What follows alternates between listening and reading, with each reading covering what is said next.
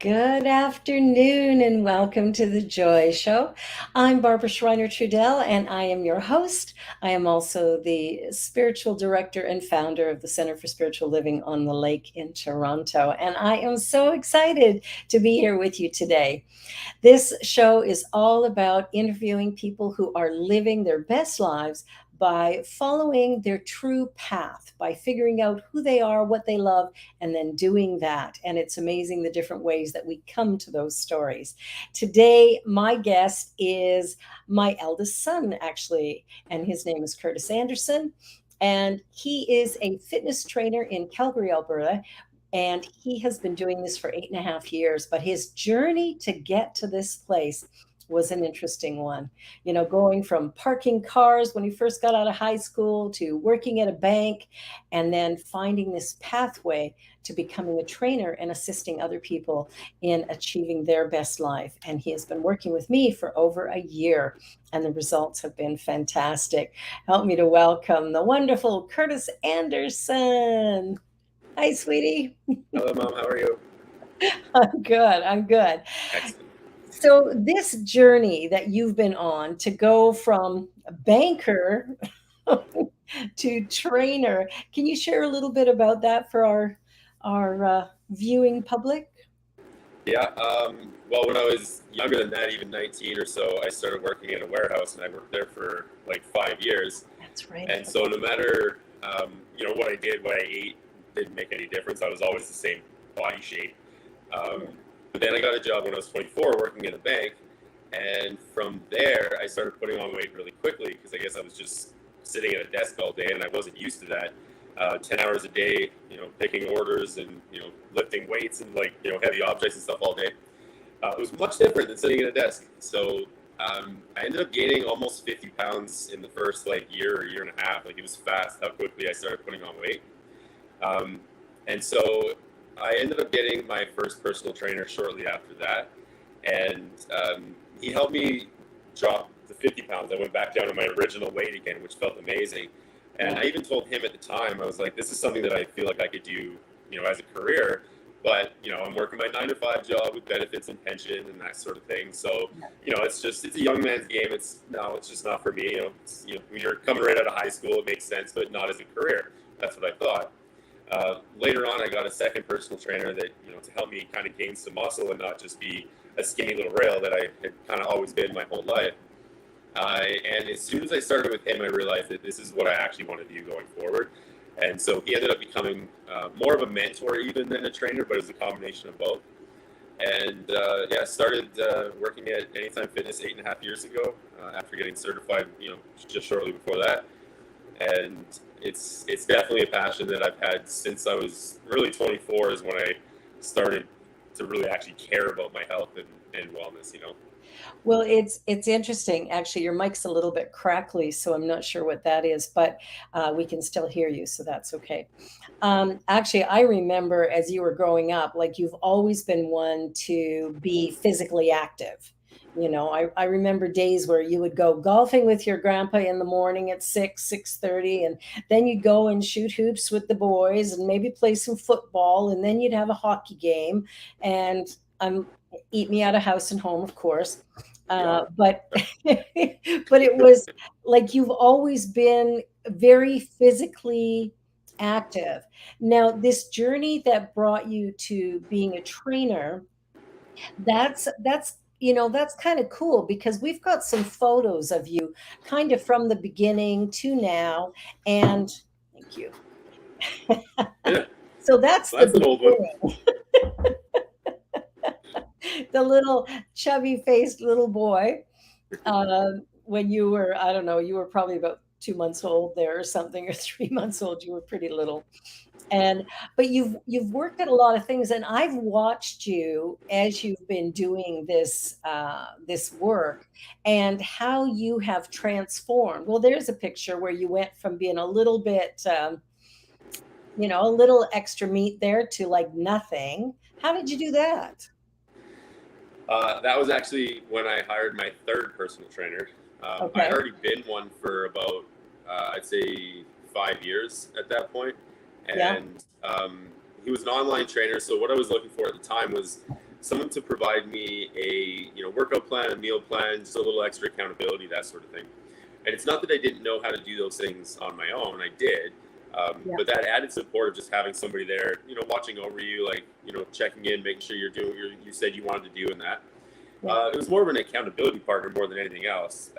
But it was really neat to see, a new style, a new approach to, what I'd already learned from other people. And Mhm. that was over 12 weeks. That's all that was 12 weeks. So, like, I mean, I was not as lean as I was in the original picture, but I mean, I was still healthy and I was still in a good place. But the second one was just after 12 weeks of on top of my workouts, on top of my nutrition, and yeah, it was a pretty fun little transformation. Yeah, that's pretty remarkable. Well, and even, I've been working out with you now for a little over a year, and we do it online because you're in Calgary, I'm in Toronto, and I'm down almost 45 pounds at this point, and just getting there. But I'm much stronger than I was, which Oh yeah. is, I think, and especially at my age, that strength is a really important part of helping to slow that aging process a little bit. Yeah, it's going to help with that a lot. The biggest thing that I tell any of my clients that are really just starting to get to that, past 40, past 50, and that sort of thing is you don't necessarily think about it when you're younger, but you want to make sure that you're setting yourself up for a healthier second half. It's easy when you're 20, 30 years old to just kind of like just get through life without really worrying about anything. But as you get older, you want to make sure that you're doing certain things that give you that mobility, that ability to walk for a half hour, an hour, like you kind of take for granted, like easily to get out of a chair, off the toilet, for example.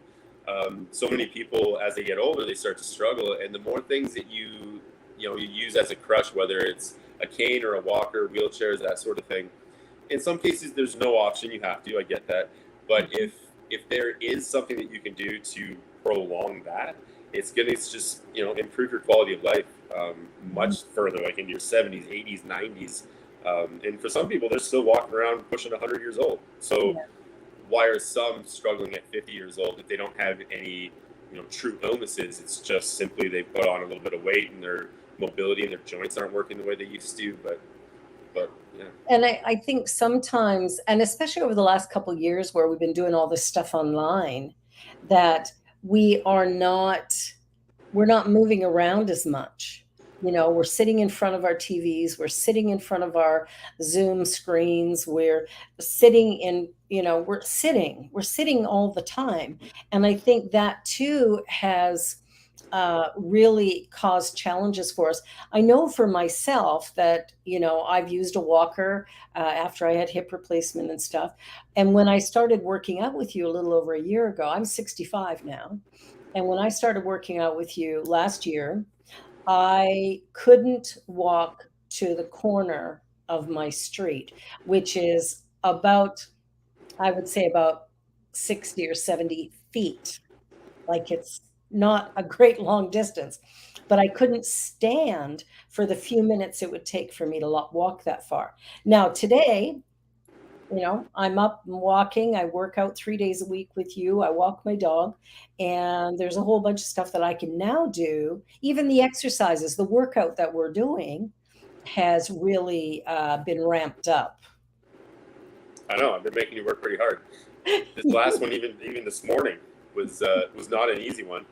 There was a few choice words that you kind of had for me. They were nice, they weren't bad, but but you can do a lot more than you realize, and that's the advantage that comes from having a trainer and somebody that has your best interest at heart, right?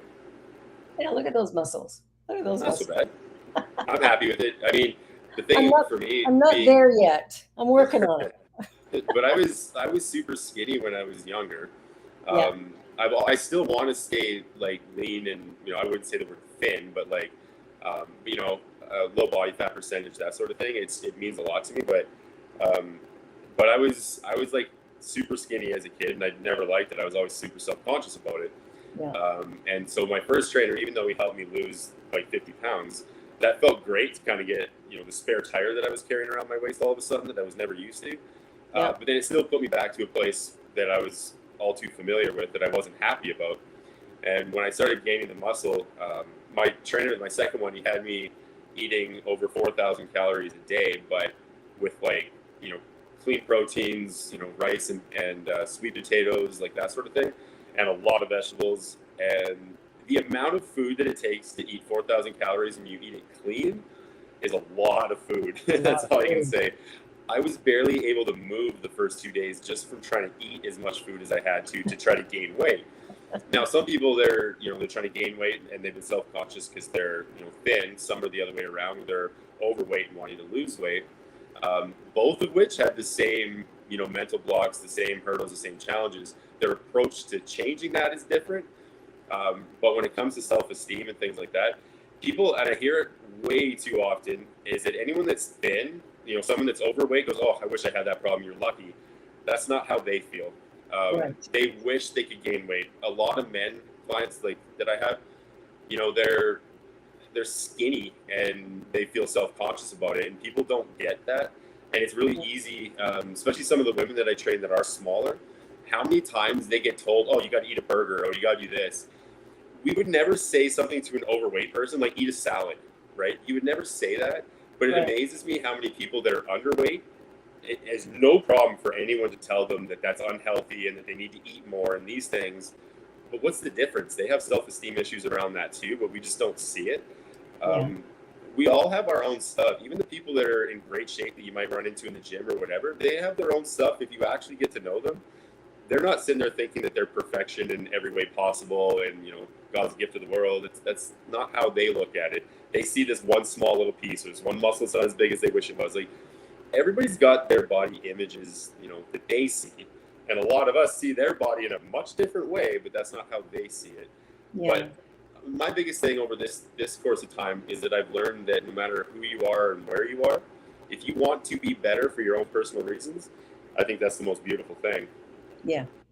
Yeah, I like that. I like that. And I like the approach that you've taken with me, where we have very, very slowly, like our workouts in the beginning were only 15 minutes long, because that's all I could manage. And, the way you mixed things up and the way you have pushed me, keeping me consistent, but pushing to help me find my way through, because I had arthritis, I had double hip replacement, I'd had some real health issues. But I think a lot of those health issues came from the foods I was eating. And so my self-image was, I'm too big, I'm too fat, I'm really uncomfortable. Your self-image was, I'm too skinny, I'm too thin. And so I think that's a really important thing, is that each one of us looks at our own self with, kind of a view of what perfection might be. But I think the most important thing is for each one of us to find a rhythm. Like, what I've been trying to do is not diet so much, but rather to keep my exercise consistent, which I have, to work on really getting my strength up. And although I get disappointed when I don't lose weight quickly enough, there's still a part of me that goes, wait a minute, you can walk now. I remember a while ago where I actually charted out a walk and I did 2 kilometers. And it was the first time I'd been able to do that type of walk in years.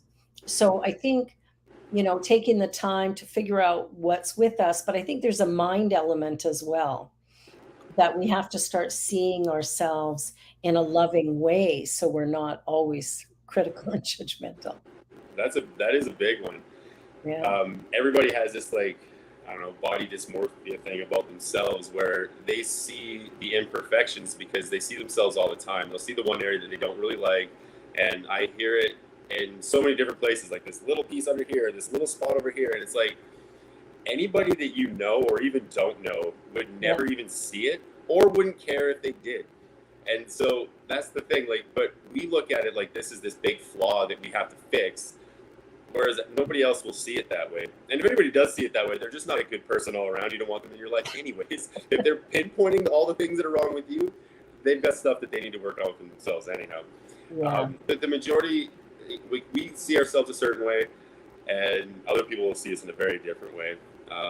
But I look at it and go, if there's something in your body that you want to, work on and correct for whatever reason, I think if you use fitness as a way to get there, it's so much better for you in a lot of other ways, just not just physically, but emotionally, mentally. That I think that's one of the healthiest things you can do. Hopefully, people aren't going into it and thinking like steroids is the answer or eating disorders are the answer. It's not like that. Our approach has been great so far. Not a diet. Don't cut carbs. Don't do those sorts of things. Let's just tweak and adjust as we go, and let's not count calories. We don't need to do that, and just stay consistent. You've done great so far. Yeah. Could you have lost more in this time? Sure, but you could have also gained 50, right? So Yeah. And that's the challenge with some diets, because I know I've done that in the past too, where I've dropped, 20 pounds like nothing, and then gone back to eating the way I was eating. And now I've gained that 20 back plus 10. yeah. And so there's been that continual thing. So I think, diet isn't necessarily the way. Tell us a little bit about your food prep, Well, because you have a system that well, helps I you keep meal on track. prep personally for me just because I feel like being prepared gives you the best opportunity for success. But that goes with anything you do. If you're prepared for a meeting at work, you're going to be better than if you just walk in and wing it. Um, Yeah. my thing is I would rather spend 2 hours one day a week prepping all my food, or even 2 days a week for some people that don't want to prep that far out in advance. But when I have a busy day at work and I'm there for 15 straight hours, I don't want to have to either order skip the dishes to work or run to Subway or something like that to try to get food. I want like a healthy meal already sitting there. And the simplest thing for me is if I have food ready to go, in just Tupperwares or whatever, I can eat them at work, between clients and get them handled really quickly, and still stay healthy, still stay nourished, all the things that I need to do. I spend less money, I waste less time. I don't clean nearly as much because I clean my kitchen once or twice a week, and that's it. I don't have to clean it 3 times a day every day like a lot of people do. It's the most common thing I hear where people are like, "Oh, I just don't have time to cook healthy." I'm like, if you cooked healthy, you would have so much more time. You have no idea. The problem is cooking a fresh meal from scratch 3, 4 times a day for every day. Well, of course, that would be almost a full-time job.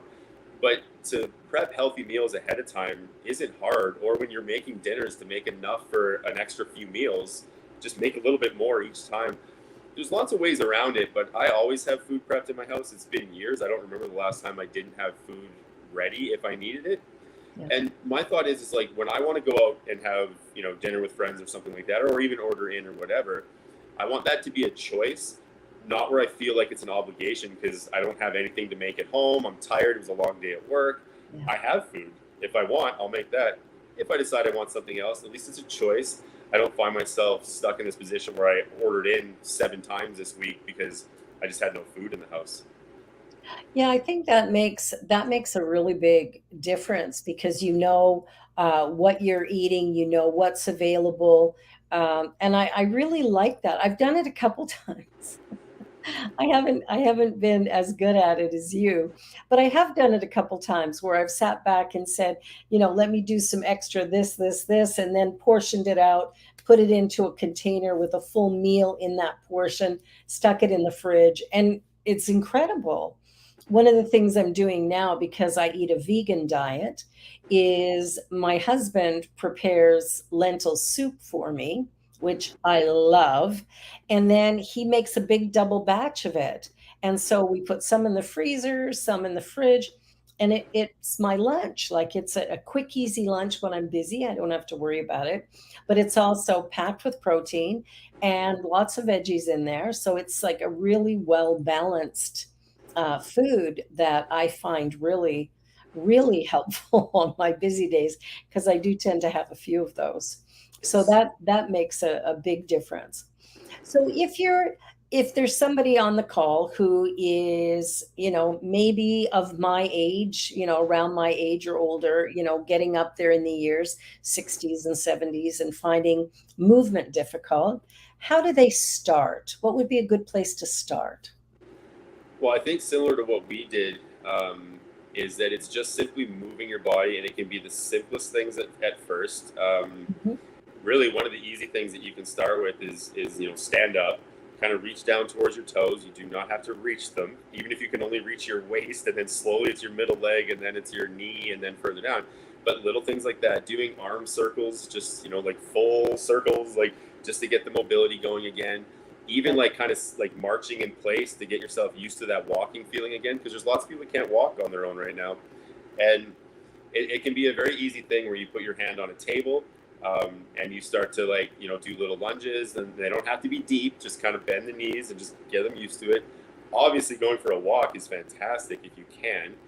Yeah. It's really simple. It's all about movement. The more that we stop moving, the easier it is, and the harder it's going to be to get back up again. Yeah. Um, Yeah. I've looked at it like for some of the senior clients and things that I have. I had one that was going through a retirement. I guess it was almost like a seminar kind of thing on how to make retirement fun and exciting, and not just sit on your couch all day and watch TV. Um, and they talked about so many things that you should be able to do as you get older. Obviously, getting out of the chair without help, without any sort of support, because so you go to the bathroom, for example, you need to be able to get out. You should be able to get out of the tub if you take a bath. A simple one is tie your shoes standing. Like, don't sit down to tie your shoes, because the flexibility in the hamstrings and the waist and being able to bend and reach, you should be able to do all those things. There's lots of like little things that you can do just to simply move, but you don't need weights, you don't need a trainer, you don't need anything. The biggest thing is just to move. If you want to accelerate that, and if you want someone to really walk you through and get even faster results, then yeah, like use me like we did, and it works great. Yeah. Or anybody like, right? Right. That's The the right idea. trainer. Yeah, yeah. Yeah. Use somebody that understands like what you're going through and is there for you, not someone that's just there as a job. But that's with any job. You want someone that's passionate about it, and those are the ones you're going to get the best results from. Yeah. And like Mary Ellen just said in the chat, I like the gentle movements you're suggesting, Yeah. because I think that's where we have to be really gentle with ourselves when we start, is that we don't have the ability to do some of the things. In fact, Deja's got a picture lined up here of you standing, No, uh, that's me doing, holding oh, some. right, that's you holding somebody up. It's called Acro Yoga. Um, that was like a little teaser. We actually just happened to come across this like really neat studio, and you can see all the lights and stuff. That Yeah. was just one of many rooms. It's literally this building is meant for photo opportunities. It's got like 10 different rooms with different setups and different features. And we just happened to run across this group that was just doing a little fun photo shoot with friends, but they all do acro yoga. And they asked us if we wanted to maybe learn a few things, so we did. I wish I had the video for this one, because in that position, I ended up pressing her like up and down, and then she went Yeah. into like a full split. And there was somebody behind her just in case she fell backwards. If she falls forward, she can just kind of separate her feet and land on her toes, but backwards is a little tricky. So she has a spotter back there just in case, because mostly just because I'm new at this, and so I Yeah. didn't want to drop her or something, right? Um, Wow.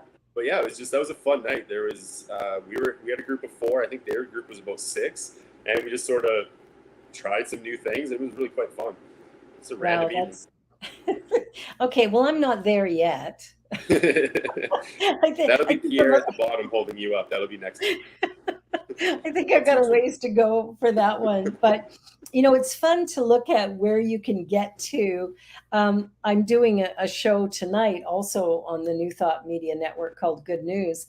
And I came across a story of a 78-year-old woman who started weightlifting when she was about my age, 65 or so.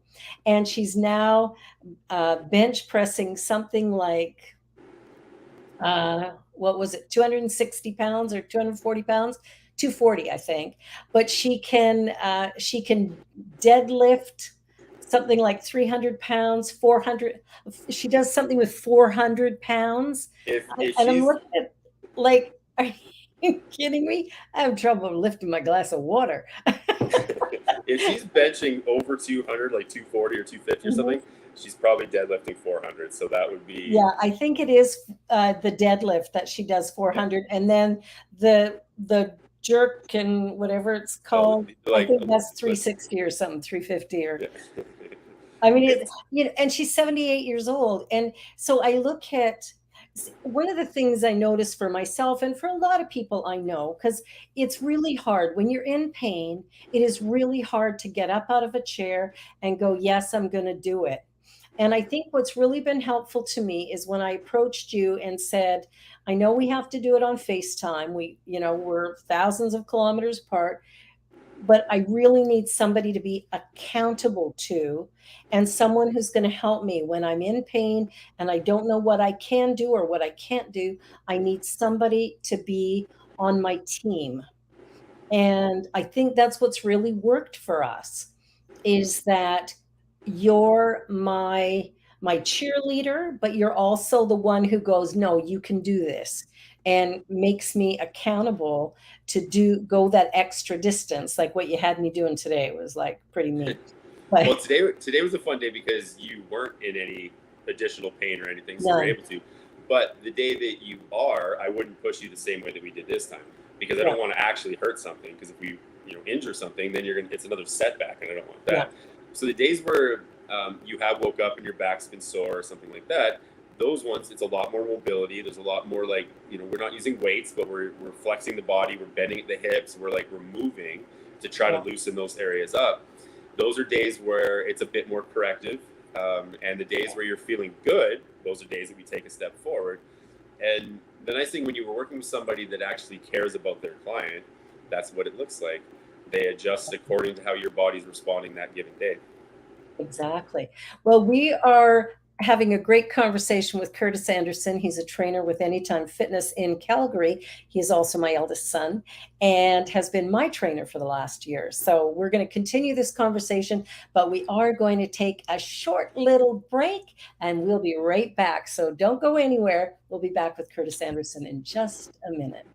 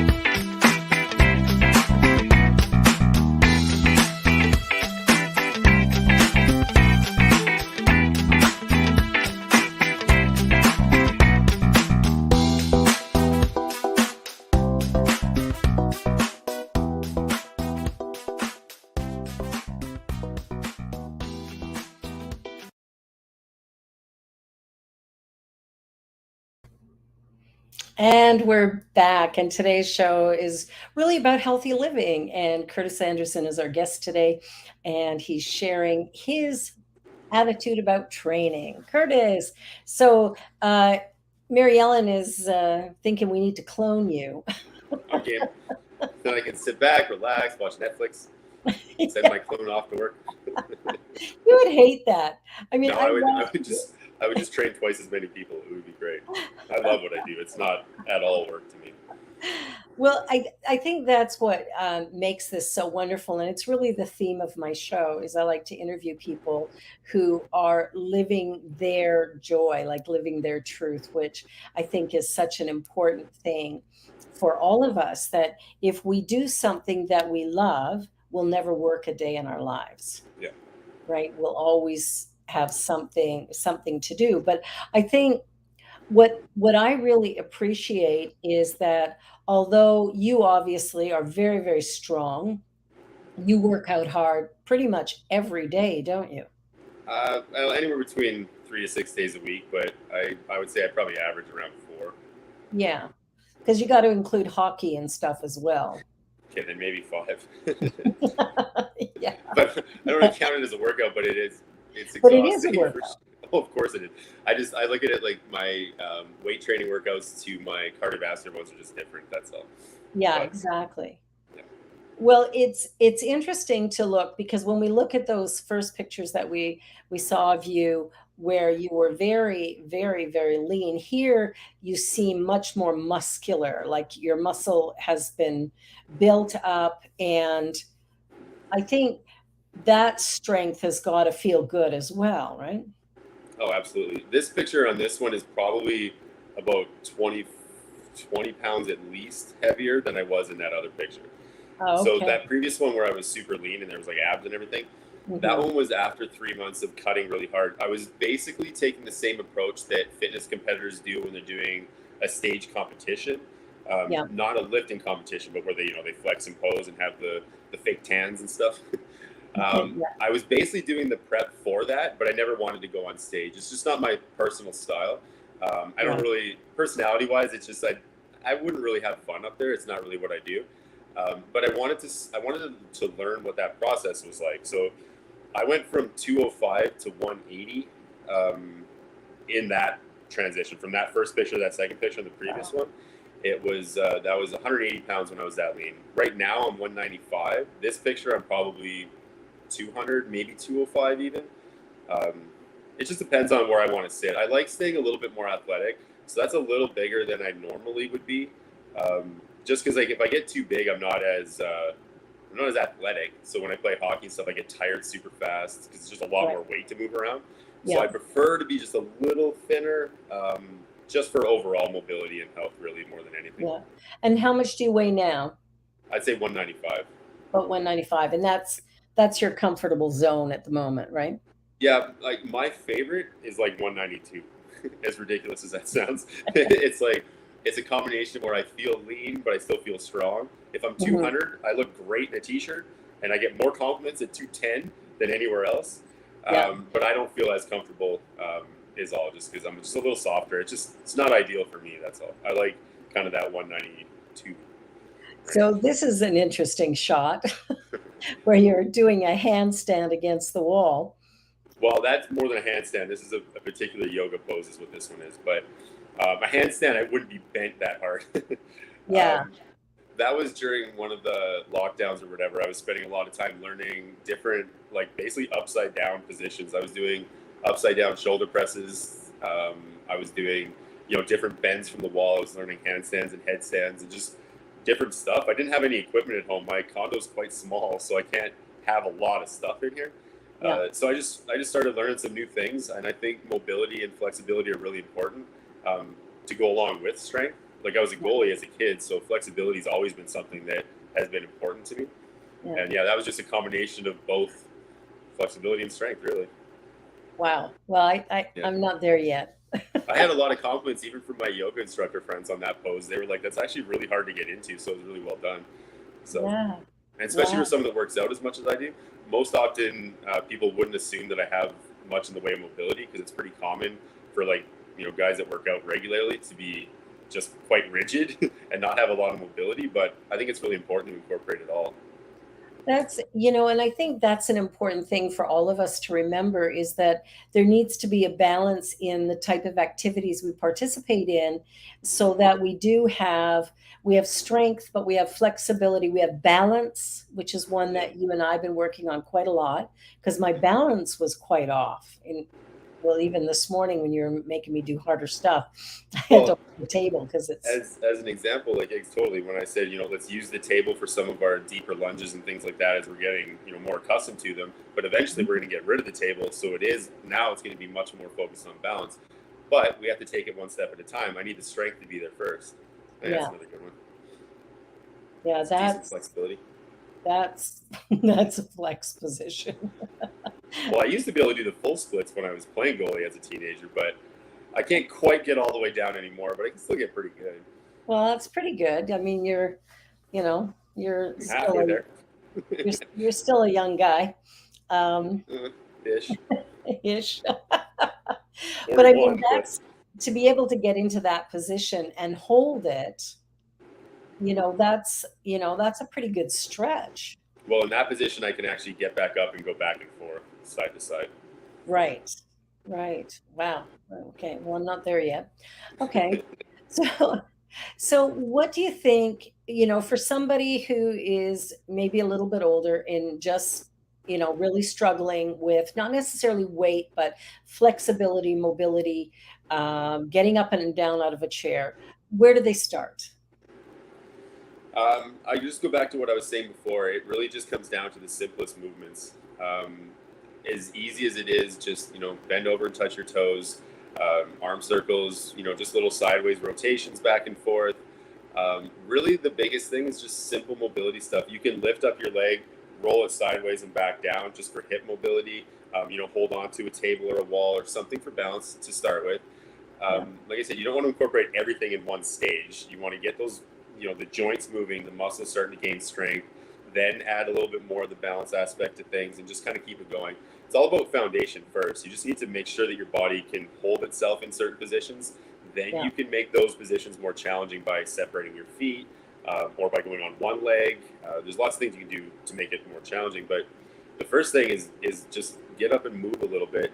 And if you can only walk for like 10 steps, well, take 10 steps and Take do that a 10. couple times a day. And, maybe in the next few days it's 15 steps. And then eventually you're doing an entire block and then you're doing a hike, a year later. It's like all my clients, I look at my approach to them. The only time where I say I have a goal for my clients, even if it's not theirs, is general athleticism. Mhm. I want people to, their heart and lungs to be strong, their joints to be strong, to have good balance, to be able to do all these things. And the main reason for me is that I want them to have a better quality of life.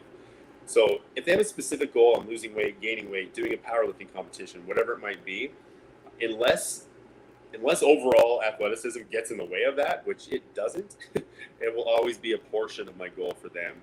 Right. I love it when my clients, they tell me like, "Oh my God, I just went for a hike with my friends, and I haven't been on a hike in years because I didn't think I could."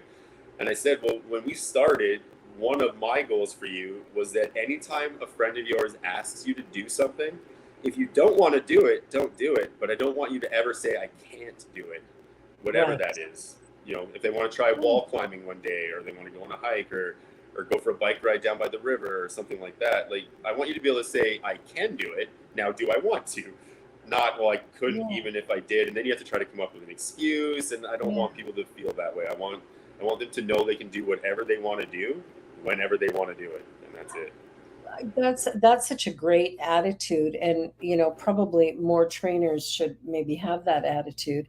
Um, but I think, like, for me, what I've noticed is, even when you were visiting a couple of months ago, and we met you at a restaurant, and then we decided, well, we're going to go to another restaurant, but it required quite a bit of walking, and I was able to do that walking plus up and down some stairs, and I was a little uncomfortable at the end of it, which I'm grateful I don't have that anymore, but it was really nice to be able to do it, because I wouldn't have been able to, in years gone by. I had so many years where I was just stuck to the chair.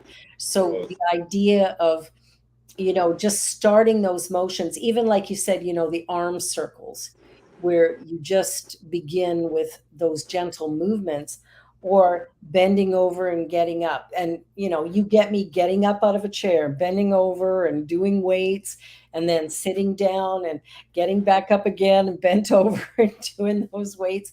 getting It's, out of a chair is not the easiest thing in the world. We take it for granted because it is when you're oh, 10. But as you start getting older, you know that sound you make, you're like, oh my goodness, as you're getting up. Like, that only yeah, happens as we start getting older. I find myself doing it sometimes too. You're a little stiff one day or whatever. But when I make you do that over and over and over and over, yeah. it changes the way that I would call it a movement feels after a while. And now it's a whole lot easier. Like, you even just did it not long ago where you got up, went to go grab something, came back. Before, like, you probably would have had to push the chair back to get it. Like, it's a very Yeah. different thing. Well, and that's one of the things that I've noticed, is that I can get up and down without, putting my arms down, and kind of lifting Yeah. myself up. I can just get up. I don't, there's nothing there. Um, touching my toes and reaching up to the sky and down, that's like super easy.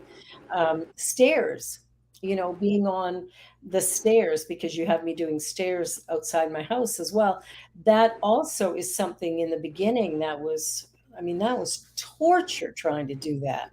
The pain was excruciating. And now, yeah, I get tired after I've done 3 sets of 20, but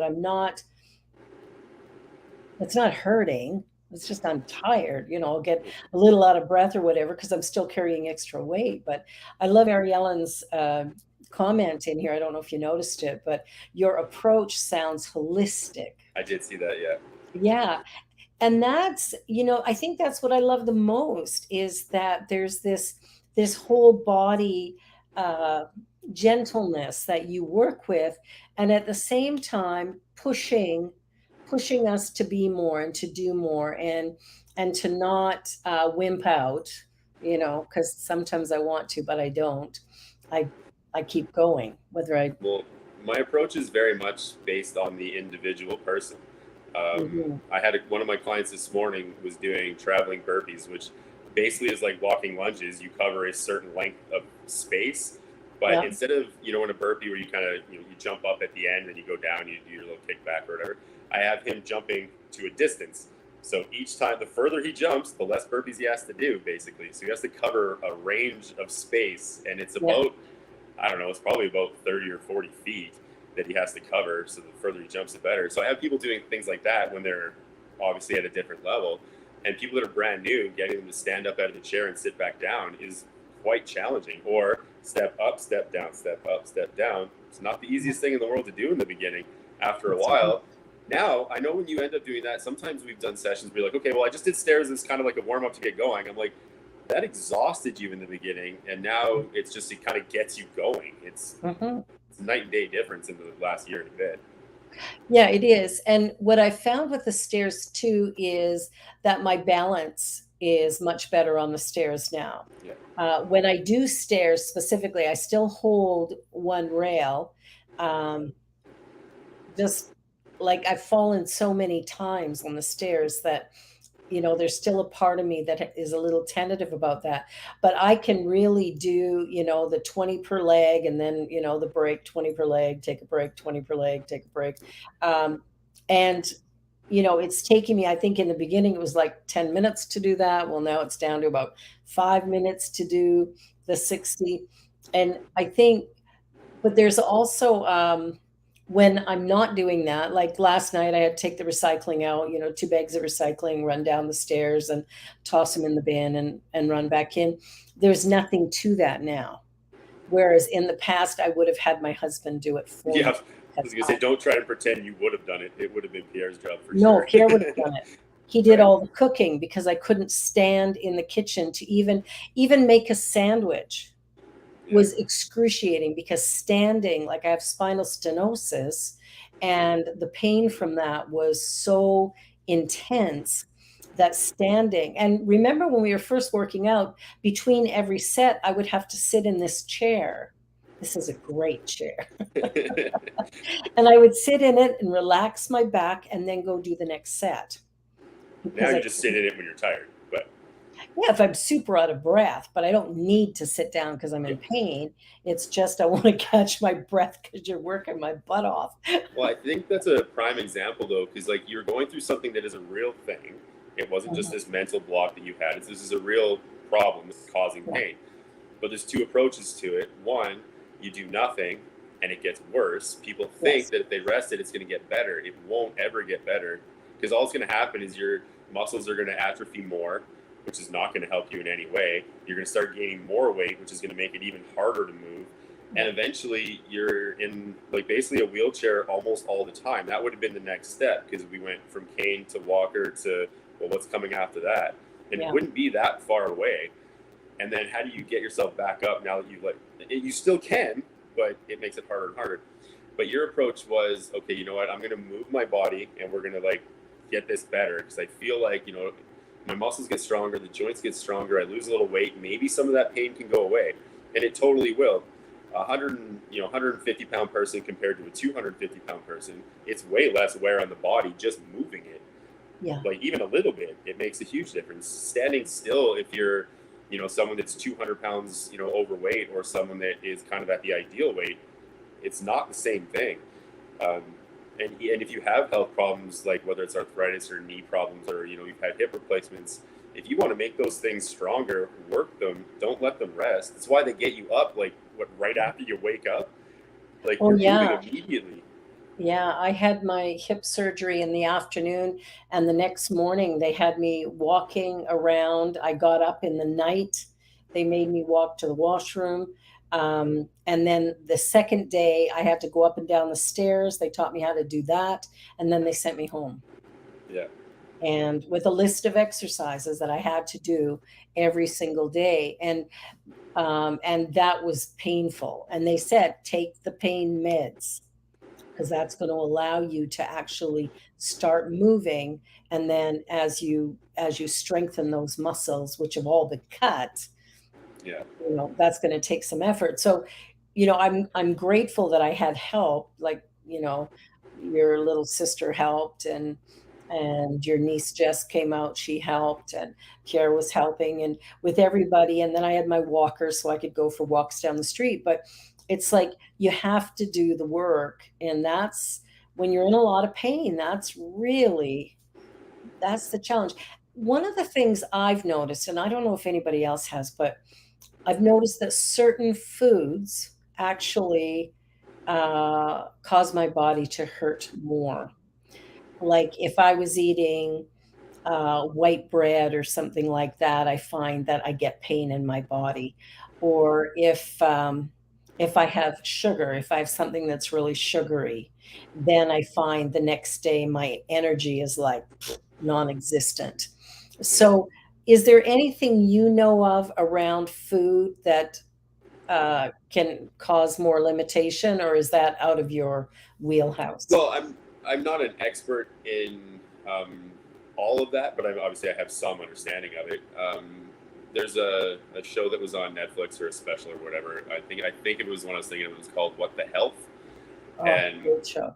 yeah, one of the things that they talked about was people that had just chronic just pain, joint soreness, things like that. Um, when they cleaned up their diet, in this particular show, they vegan was what they were kind of pushing towards, right? And for whether it was like diabetes and other like blood pressure problems and a lot of different illnesses that people were taking multiple medications for, they switched their diet to a much cleaner eating diet. These people within, I think it said within like a week, the pain was gone, the inflammation was gone. They had more energy. They were more regular. Like there was lots of different things that came with that, and a lot of them, like over time, like and not a lot of time, within like a month to 3 months, were either half the dosage of their medications, or in some cases completely off of them. So it's tricky because most of us didn't necessarily grow up with like proper nutrition as something that we were taught, right? I Yeah. wasn't. I don't think between like you and Dad, I didn't have like that good sense of what like a proper balanced meal necessarily was. I know for you, for most of my upbringing, single mother and stuff, right? So, and being busy with work, a lot of times I'd just make my own food when I got home from dinner or from work or school. I mean, and then you'd cook later, but I was kind of just putting my own stuff together. So it was a lot of times it was hot dogs and frozen hamburgers, and just stuff that I could do easily, craft dinner or whatever. Right? Those are horrible meal choices. Um, but Oh, look at after, those yeah, arms. yeah, I wouldn't have those off craft dinner and hot dogs. I'll tell you that. But because that was, but that the funny thing is this is again the same thing that was right after my 3 month plan that I did there a while back, Yeah. and I was still eating carbs every day. I had Mm. everything from yogurt to chicken to pork to pasta to rice, bread. I had sandwiches. I had everything you can think of. It was just all within proper uh, moderation, I guess is the word I'm looking Yeah. for. And just so you can still eat the things you like. Some of them though can cause inflammation or water retention and things like that. So, um, but my whole thing is you don't have to be perfect. Just do something a little bit better today than maybe you did last week. So if you Yeah. drink pop, maybe cut that out and try water. That's the first one. It's so good for you, but so many people struggle with Yeah. that. Yeah. Yeah, that's one of the things that I've really been pretty good with is I drink a lot of water, which I've, been in a habit of for a long time. And I know for a little while I was kind of doing the pop thing because, why not? It's And then easy. my doctor said, your sugar is a little elevated from the last time we did your blood work. You need to cut some things out. So that's when I kind of removed soft drinks altogether because I thought that obviously isn't nurturing my body. And I don't want to be using insulin. So I'll No. just I'll just go, well, the doctor's telling me a diet change is going to make a difference. I immediately started adjusting the amount of processed food I ate. And right now, as a vegan, most food that I eat is fresh and home cooked. It's a rare thing that I have anything that's processed. Occasionally, we'll buy some kind of a tofu product that is, a sausage or something, but I'm not all that crazy about that. I'm happy to have just plain tofu tossed in a salad or whatever. And I'm finding that I have more energy. I'm sleeping better, not every night, but most nights. And I just overall feel better all the way around since I've become vegan. So I think there's something there that's obviously working for me. It worked for me when I did it. I went Yeah, a year you did and a half, really so well. Yeah. yeah. We did real, like Mary Ellen just said in the chat, real whole food versus processed. Well, that's exactly it. I've said that to everybody that I train. It's like the more, and that's why it's also the thing when you meal prep. At least you know you cooked it. You know exactly what's in it. You can control Yeah. that. When you're buying things that are pre-made, you can read the ingredients, but ultimately, if you're buying pre-made stuff, you probably don't really care what's in it. It's more about the convenience of it, and that's fine. Like I still do those things too. It's not that I don't. I've ordered McDonald's every now and again. It's not my preference, but sometimes it's just nice as a change. It doesn't mean you can't do these things that you might be accustomed to doing. It's just do them more in moderation. That's all. Yeah. It's me Yeah, just I think with most things, right, it's moderation. yeah. If we can take a look at how we're living. And I think the other thing that, I just want to say to you is I'm really impressed with the fact that you found your, you found your rhythm. You found your place where you fit. Right? Like I look at so many parents who are pushing their children into certain careers or whatever, and I really haven't done that with you guys at all. And I'm just really grateful that you were able to go, this is my passion. And because it's my passion, this is what I'm going to do. And you're doing it and you're doing it well. And there's got to be a great deal of satisfaction to that, I would think. Oh, there's so much. It's the best. It's nice because um, so Wednesday mornings I always start at 5 in the morning. Um, so it's an early start. I get usually a 4 a.m. alarm clock or whatever. But I sometimes on those Wednesdays I'm not done till 8:30 p.m. I might get a little break in the middle, but there are occasional days where I run through for 15 hours or whatever. It doesn't necessarily mean that I don't get any breaks, but not a long enough break to go home or anything. And I'll put my own workouts in and things, but and then I'll have clients and even just friends or family or anybody really, just members of the gym that'll message me just on advice or looking for whatever. And to me, because I love what I do, it never puts me out in any way. I reply to it because I enjoy it. Um, and that whole like you'll never work a day thing. It's not that I would never work a day. Like sometimes you wake up and you're really tired. It's like oh Yeah. boy. But once I get to work and I'm with my clients, it's a totally different world because I literally my job is to hang out with someone that I would now consider a friend and help support them through something. I don't know how you don't get up and get excited about that. Like, I mean, not every day do I want to get up, shower, brush my teeth, and go to work. But once I'm there, it's the greatest. And most days, it's not even a problem at all. I look forward to it. I Yeah. work split shifts normally because usually people want before work or after work. So those are typically where you're the busiest. And when I was working for the bank, the thought of working a split shift there, oh man, that would have been brutal. It's not that I hated my job, but it definitely wasn't a passion. I'd be like, no, I want my like 9 to 5 and I'm out. I'm like, that's it, and don't call me until tomorrow. But this one, I'll talk about it all day, every day. I mean, I love Yeah. it. Yeah, that's that's what I really appreciate. I mean, I do work that I love, and I'm grateful that my children are doing what they love.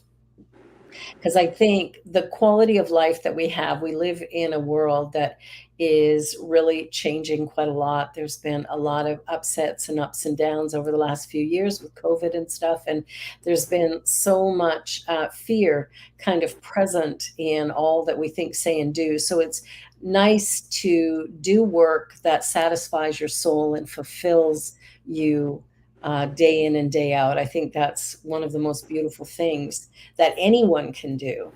And your littlest sister, she's 17 now, so she's still in high school. But, um, my message to her is, do what you love. I'm not pushing her into any career. Do what you love. What brings you joy? Do that. Because I think there's too many of us that are doing a grind for a paycheck, and then at the end of the day, developing heart attacks or cancers or whatever, because life is really hard. And life is hard enough without doing work that you don't enjoy. Yeah. Well, I've done the, grind it out thing before, and because I'm a hard working person just in general, and some of it's just I'm competitive even just within myself. Yeah. So when I was working in a warehouse and we had quotas, I would try to hit those quotas and beyond that to try to be, just not necessarily to be one of the best there, not for other people, but I liked it. I like if you give me a target, I'll hit it and I'll try to surpass it. That's just for my own thing, right? Yeah. But what I realized was I was working so hard for somebody else and getting no recognition for it anyways. So Yeah. it's not even like they're like, oh man, we really appreciate you. You're doing so great. The one day I jokingly went up to my boss asking him just to sign off 15 minutes of cleaning that I was supposed to do at the end of the day. And I went up to him and I was at 130% productivity that day. And I was like, oh man, you guys would be lost without me. I was like 21 years old, but just kicking butt. And he, without hesitation, as he's signing my sheet, he goes, "You're as replaceable as anybody else here." And I was like, "Wow." And I was like, I wasn't saying it to be cocky. Like I literally, I'm like, I know you can replace. Like I know that, but like, wow. I'm like, not a like, no, dude, you did a great job. Keep it up. Like, keep me motivated. I was like, really? I'm like that. So I just busted my butt, not for him. I did it for me because I like it, but he sure made me not want to do it again. Lucky for Yeah. him, that's not how I roll, so I did anyway. But I was like, wow. But I knew in that moment that I wasn't going to work in that industry for much longer, and then I eventually moved to a bank. But I realized it's the same idea. There's still quotas, there's still targets, there's still expectation. You're still working your butt off for somebody else, and Yeah. I was kind of done with that. So Well, it's interesting how uh, unmotivating those type of statements can be. I bet. And, you and I joke around quite a lot when I'm doing my workouts, and every now and again you'll tell me, well, that's average or something like I that. say you're doing so adequate. Adequate, that's the Ad- word. And It's then, other days when I, say, "Hey, here's where my weight is today," I get these thumbs up and these emojis of, great appreciation and "Way to go, mom," and it really, it's not that I need your approval. I'm doing this for me to create a life that I can sustain for the next 40 or 50 years, I'm figuring. Um, well, but when that's I hear that from you, it feels good to go, you know, yeah, Well, and my thing is you, especially when it comes to your health and wellness, you want a cheerleader, you want somebody there in your corner, but I don't necessarily need it to sound like a spin instructor either, where no, it's like hurrah, hurrah, hooray, like the whole no, time. not I at just don't all. find that that's real. Like that's great when you're pumping up in a room and music blasting, like that makes sense. But Yeah, for ours, like I know your sense of humor, I know I can joke with you, and it's going to make you actually want to do more. And I yeah, also know when you actually do need a little hurrah, and they'll give yeah, it to you when you need it. Um, but sometimes I think just being funny because I want this to be something that people can do forever. And if that half hour or hour flies by because they had so much fun doing it, even though it was hard, that's my approach to it. I don't want it to be brutal to where you like, I don't ever want to do that again. It doesn't yeah. need to be that hard. Thank you, my love. I love you. You're awesome. You have a great attitude toward this. It's why you're successful at it. And anybody who's watching, um, you might want to find this guy and see if you can hook up with him to get him to be your trainer. I love you. Have a wonderful day. And for all of you watching, I am so grateful you joined today. I hope something said or done has helped you to create an even better quality of life. And I hope you'll be back with us next week when my guest is Dr. Serge Rowe, and he is with climatehealers.org. Have a glorious day and see you next time.